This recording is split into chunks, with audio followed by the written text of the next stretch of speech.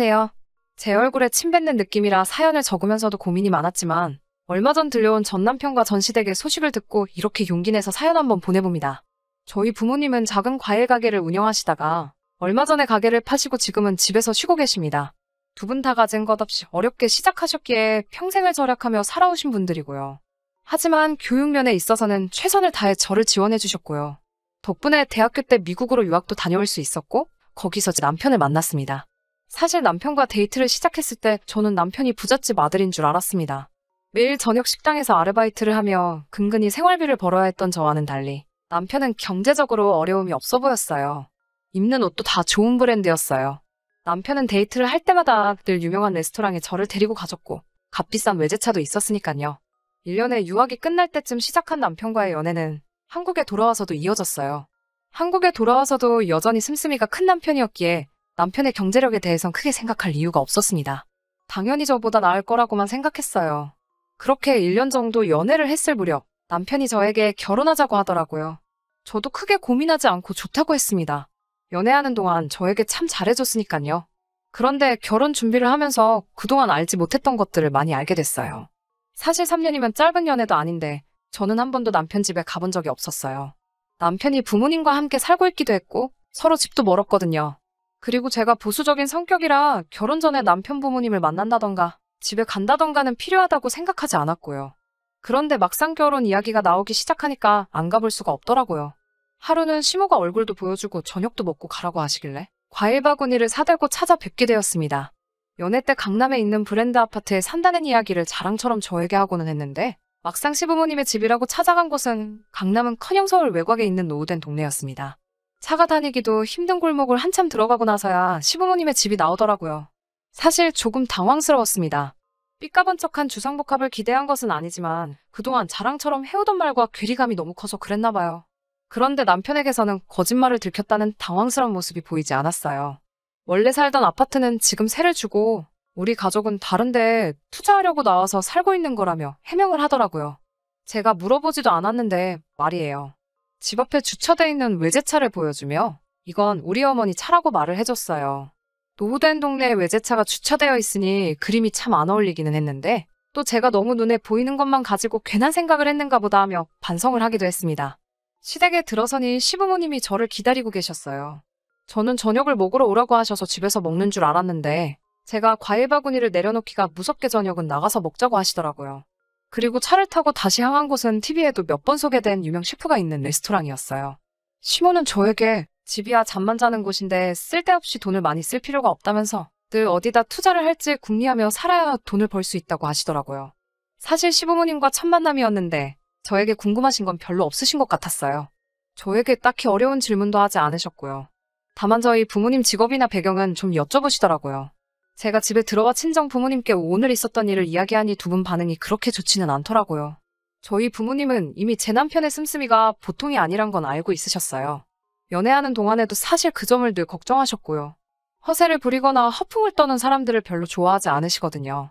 그런데 남편 가족들이 그런 건 아닌가 싶으셨던 거죠. 하지만 결국 자식 이기는 부모가 없듯이 저희는 결혼하게 되었습니다. 결혼까지의 과정은 그럭저럭 순탄한 편이었어요. 다행히도 성대한 결혼식보다는 간소하고 의미 있는 결혼식을 하고 싶다는 제 의견을 시댁에서 존중해 주셨거든요. 하지만 사실 이것도 저를 위해서 그러신 게 아니란 걸 나중에 알게 되었습니다. 저희 어머니에게는 가까이 지내는 친구분들이 있으세요. 저도 늘 그분들을 이모라 부르며 잘 따랐고요. 그렇기에 당연히 그 모든 이모들이 제 결혼식에 오셨죠? 그런데 그중 한 분이 저희 시어머니를 보더니 저 여자를 분명히 어디서 본 것 같다고 하시더라고요. 저한테 자꾸 시어머니에 대해서 물어보고 싶어 하셨지만 저는 신부라서 어디 다른데 정신 쏟을 겨를이 없었거든요. 그래서 제대로 저희 시어머니에 대해서 뭘 이야기할 틈은 없었어요. 그렇게 결혼식을 치르고 며칠이 지났을 무렵 친정 어머니에게 전화를 받았습니다. 친정 어머니가 깊은 한숨을 내쉬면서 사돈이 혹시 무슨 일 하던 사람인지 아냐고 저에게 물으시더라고요. 저는 글쎄? 옷가게를 해서 돈을 많이 버셨다는 것 같았는데? 라고 하니 너 정말 아무것도 모르니? 라고 물으시더라고요. 그래서 제가 도대체 무슨 소리냐고 물었죠. 그런데 거기엔 충격적인 진실이 있었습니다. 저희 시어머니가 원래는 어디 다른 동네에서 세탁소를 하셨대요. 옷을 수선도 하고 드라이된 옷은 배달도 해주는 그런 작은 동네 세탁소였기 때문에 동네 아줌마들하고도 곧잘 어울려 친하게 지내셨다고 해요. 그런데 거기서 돈을 조금씩 빌려 쓰다가 결국 파산 신청을 하셨답니다. 그리고 친정어머니 친구분은 피해자는 아니었지만 같은 동네에 살았기 때문에 저희 시어머니를 알아봤던 거고요. 그 이야기를 들으니 머리가 아찔해졌어요. 늘 정직과 성실을 강조하시던 저희 친정부모님께서도 그런 사람과 사돈이 되었다고 생각하니 얼마나 화가 나셨을지 상상도 안 되었고요. 저는 일단 남편이 오면 확실하게 물어볼 테니까 잠깐만 기다려달라고 했습니다. 그리고 그날 밤 남편이 퇴근하고 돌아왔을 때 남편에게 친정어머니께 들었던 이야기를 털어놓으며 조심스레 물었습니다. 남편은 뭐 돈 문제야 어른들 사이에서 늘 있는 거 아니겠냐며 대수롭지 않게 여기더라고요. 제가 그래도 이런 건 좀 확실하게 알고 싶다고 하자 남편이 기분이 좀 상했었나 봐요. 저를 불쾌한 표정으로 쳐다보면서 그럼 너가 직접 물어보던지라고 하더라고요. 그런데 그런 남편 모습을 보니 저도 순간 화가 나더라고요. 그래서 정말로 시어머니께 전화를 걸었습니다.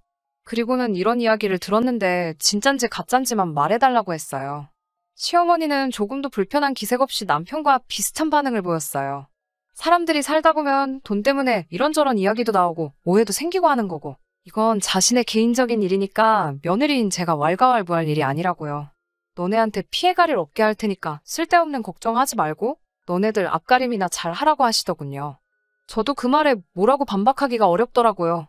결국 남편한테도 한 소리를 들었습니다. 우리가 어머니 개인사까지 뭐라고 할 게 아니지 않느냐. 지금은 아무런 문제 없이 잘 살고 있고 나도 그런 속사정을 알고 있기 때문에 어머니하고는 경제적으로 엮일 마음이 없다. 자기는 자식된 도리만 할 뿐 금전적인 부분에서는 엄연히 별개다. 우리들 앞으로가 중요한 건데 어머니 과거 일 때문에 이혼하는 것도 말이 안 되지 않냐. 뭐 이런 말들이요. 듣고 나니 틀린 말도 아니고 실제로 시어머니의 과거 때문에 제가 직접적으로 피해본 게 없으니 시어머니의 과거사는 그냥 그렇게 지나가게 되었습니다. 남편의 사탕 발림에 넘어갔다는 사실도 인지하지 못한 채 그렇게 얼마 전 정말 제대로 사건이 터졌습니다. 저희는 결혼할 때 전세로 신축 빌라를 구해서 들어왔어요.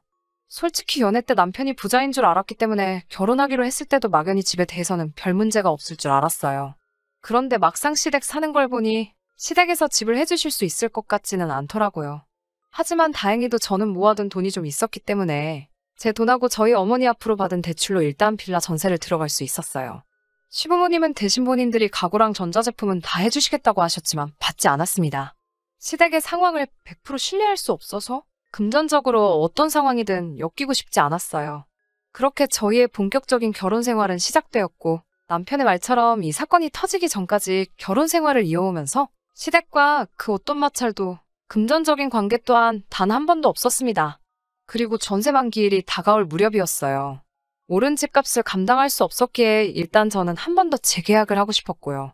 다행히 저희 부부를 좋게 봐준 집주인도 연장해도 괜찮다고 했기에 아무런 걱정도 하지 않았습니다. 그런데 재계약을 며칠 앞둔 어느 날 시어머니에게서 전화가 왔어요. 그러더니 너네 전세보증금을 급하게 써야겠다고 하는 거예요. 그래서 제가 그럼 저희는 어디 가서 사냐고 하자. 일단 시댁으로 들어오라고 하시네요. 살림살이들은 다 어쩌고 그렇게 해야 하느냐 물었더니 그런 건 대충 버리고 다음에 다시 사면 된다는 거예요. 제가 아무리 생각해도 그건 아닌 것 같다고 무슨 일 때문에 그러시냐고 재차 물었더니 시어머니는 어휴 짜증나 몰라 하고 짜증을 부리며 전화를 끊더라고요. 바로 남편에게 전화를 걸었더니 남편은 이미 다 알고 있었던 눈치였어요. 저한테 얼른 짐 싸서 일단 집 빼라고 그래서 제가 그렇게는 못한다고 하니까 네 시어머니가 감옥에 가도 괜찮냐고 묻는 거예요. 시어머니가 감옥에는 왜 가느냐 물으니 돈 때문에 그런 거지 다른 이유 있겠어? 하고 당당하게 대답을 하네요. 알고 보니까 시모가 빌라 사람들을 상대로 또 개를 한 거예요. 그런데 그냥 한 게 아니고 개를 타야 하는 사람한테 이자를 더 붙여주겠다며 갯돈을 안 주는 방식으로 남의 돈을 챙기고 있었던 거죠. 그러다 동네 사람들끼리 이야기가 나오면서 한두 명이 당한 게 아니란 걸 알게 된 거고요. 단체로 고소를 하니 합의를 해야 하는데 돈이 없으니까 저희 전세금을 달라고 하는 거였어요. 저는 그 이야기를 알고 나니 더욱 더 시모도 남편도 이해할 수가 없더라고요. 그래서 아무리 생각해봐도 전세금은 드릴 수 없으니 어떻게든 알아서 해결하시라고 했어요. 강남에 아파트도 가지고 계시지 않느냐 하니 그 집은 가만히 냅둬도 오르는 걸 어떻게 정리하겠냐 하시더군요.